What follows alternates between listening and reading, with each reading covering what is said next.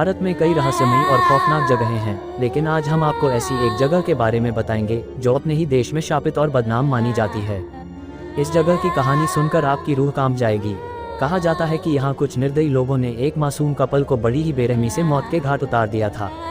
उनके दर्द और अन्याय का निशान आज भी इस जगह पर महसूस किया जा सकता है। ऐसा माना जाता है कि वह कपल इस जगह को छोड़कर कभी नहीं गया। उनकी आत्माएं अपने अधूरे जीवन और न्याय के इंतजार में आज भी यहाँ भटक रही हैं। लोगों का कहना है कि रात के समय यहाँ से अजीबोगरीब आवाज़ें आती हैं। कई बार हल्की परछाइयों में एक कपल को चलते हुए देखा गया है। इस जगह का अंधेरा और रहस्यमय सन्नाटा किसी को भी अंदर तक झकझोर सकता है। ध्यान दें, ये कहानी प्रौढ़ दर्शकों के लिए है और अत्यधिक भयावह हो सकती है। कृपया इसे अपनी जिम्मेदारी पर सुनें।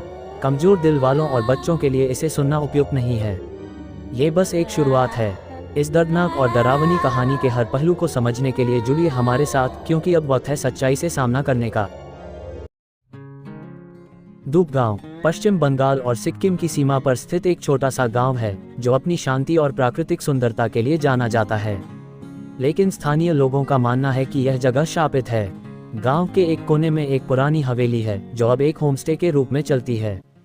आदित्य, राहुल और कुणाल, तीन दोस्त अपनी रोजमर्रा की जिंदगी के तनाव से दूर एक रोमांचक यात्रा पर निकलते हैं। उनका प्लान था कि वे कुछ दिन दूप गांव में रहकर शांति का आनंद लें। हवेली पहुंचने पर उनका स्वागत एक अजीब सी बुजुर्ग महिला मनोरमा करती है। मनोरमा हवेली की मालकिन है और अकेली रहती है। उसका चेहरा थोड़ा डरावना था और उसकी बातें हमेशा संकेतक और अजीब लगती थीं। शुरुआत के 2 दिन ये तीनों दोस्त सिर्फ शराब और पार्टी में डूबे रहे। हर रात वे इतना पीते थे कि उन्हें खुद की भी होश नहीं रहती थी। मनोरमा उन्हें बार बार कहती थी, इस हवेली के नियम तोड़ोगे तो इसकी सजा जरूर मिलेगी, लेकिन उन्होंने उसकी बात को हंसी में उड़ा दिया। तीसरे दिन एक नया कपल रवि और प्रिया हनीमून मनाने हवेली आते हैं। प्रिया का चेहरा इतना खूबसूरत और मासूम था कि आदित्य, राहुल और कुणाल की बुरी नज़र उन पर पड़ गई। दिन के वक्त तीनों उन पर अजीब नज़र से देखते रहे, जो रवि और प्रिया को असहज कर रहा था। रवि ने उनसे दूर रहने की कोशिश की, लेकिन वे तीनों आदमी अंदर से बिखर चुके थे। उस रात जब सब सो रहे थे, तीनों ने पीने के बाद अपनी इंसानियत खो दी। आदित्य और कुणाल ने रवि को पकड़ लिया और राहुल ने एक भारी चीज से रवि के सिर पर वार किया।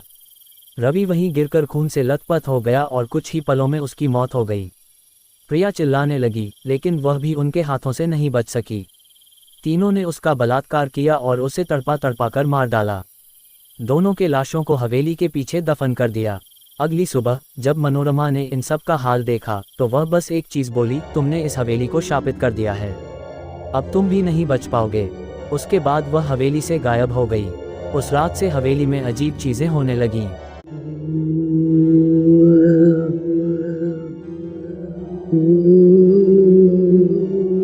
रवि और प्रिया के चिल्लाने की आवाजें हवेली के कोने कोने में गूंजने लगीं। तीनों के सपने उनका पीछा नहीं छोड़ते थे। एक रात आदित्य ने राहुल और कुणाल को मरा हुआ पाया। उनकी बॉडी अजीब एंगल में टेढ़ी थी, जैसे किसी ने उन्हें तोड़ दिया हो।